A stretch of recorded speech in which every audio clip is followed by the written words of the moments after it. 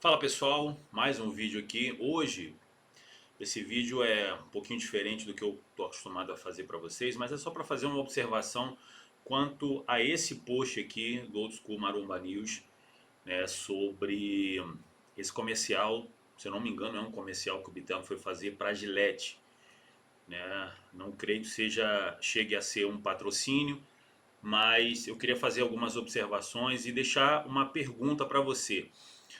O Bitelo já fez, se eu não me engano, um comercial para Burger King e agora para a Gillette. E aí, a minha pergunta para você é: por que os atletas de powerlifters, né, no caso o Bitelo, né, que eu acho que o Bitelo é a válvula propulsora desse esporte, que no Brasil está tendo uma ascensão incrível agora, a partir do trabalho que está sendo feito tanto por ele como pelo André Doria, lá na Gerson Doria, que, diga-se de passagem, é a minha casa também, eu estou sempre por lá. Mas por que essas marcas estão investindo tanto no powerlifting, né, no bitelo em si, e a gente não vê isso acontecer no fisiculturismo, já que o fisiculturismo no Brasil teve a sua ascensão, né, a sua evolução há muito mais tempo, né?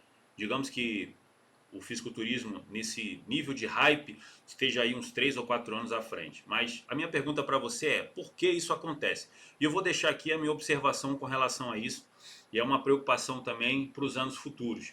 Bom, eu acredito que o powerlifting ele carrega em si uma identidade de força que não necessariamente coloca ele como um esporte que tem algum tipo de envolvimento com esteroides anabolizantes, vamos colocar assim, né?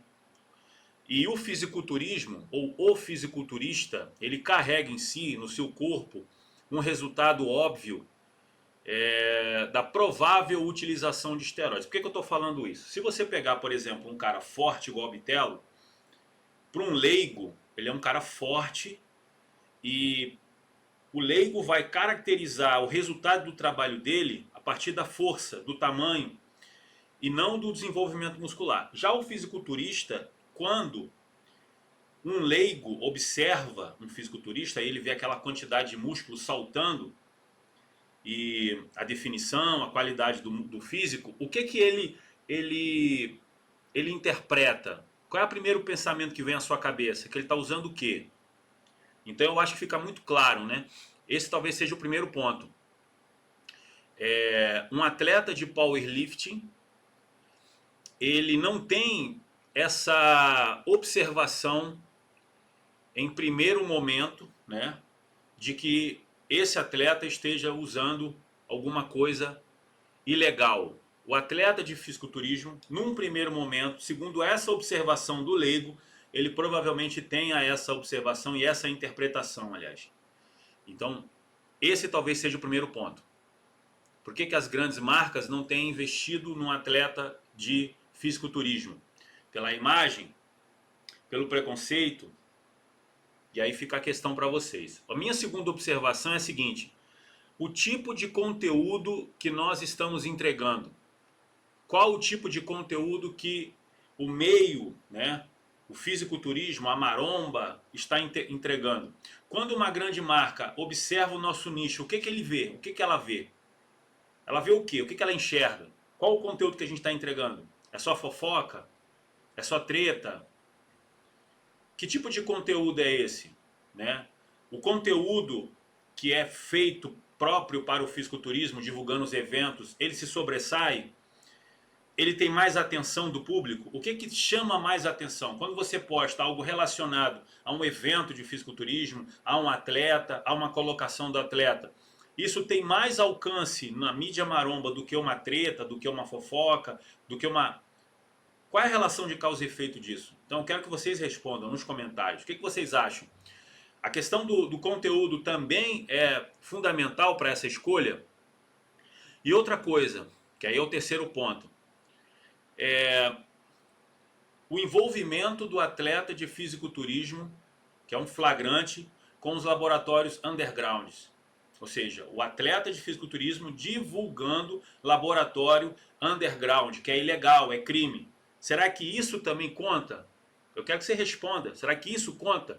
Será que o fisiculturismo ou o fisiculturista está sendo prejudicado por conta desse envolvimento? Eu entendo a necessidade de um atleta de sobreviver. E os caras investem dinheiro, né? Esses laboratórios precisam do atleta para vender. É exatamente o atleta, com a atenção que ele tem, que vai gerar retorno para essa marca, para esse fim.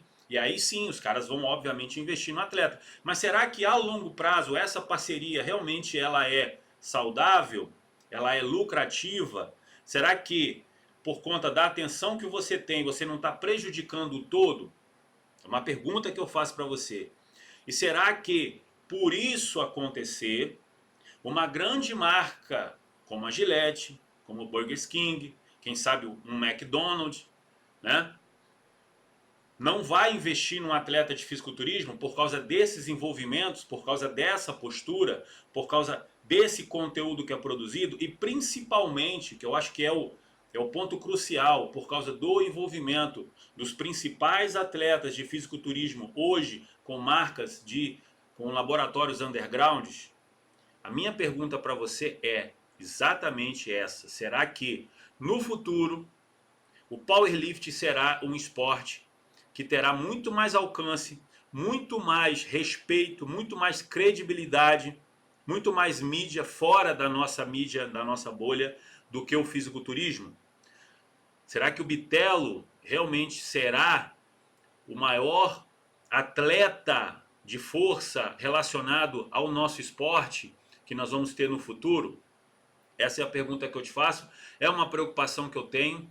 Talvez a gente precisa rever os nossos conceitos, a gente precisa rever a maneira como nós estamos produzindo o nosso conteúdo, as parcerias que nós estamos fechando, porque o atleta hoje ele tem ou patrocínio de uma marca de suplemento, que na maioria dos casos o cara não ganha dinheiro, ou, a não ser que ele tenha muita atenção, muito hype, muita mídia, a gente sabe como é que funciona, se ele não produzir conteúdo, a empresa corta ele, né? Óbvio, né? Tem algumas marcas, como a Black School, por exemplo, que é a marca que eu faço parte, que não é o caso.